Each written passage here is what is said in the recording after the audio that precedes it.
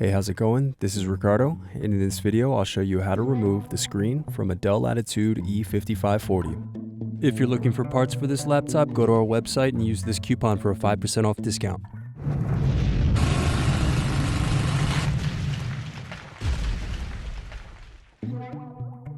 First, slide tabs outward to release and remove battery. Next, use fingers to pry apart and remove bezel.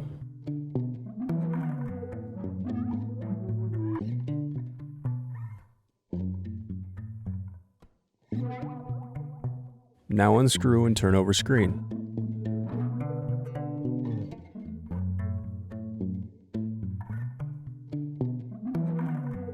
Then disconnect screen.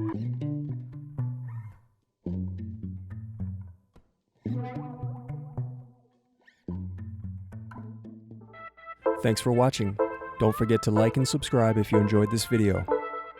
And if you need more, check out this playlist to watch other tutorials for your laptop. You can also click here to find parts for your laptop at partspeople.com.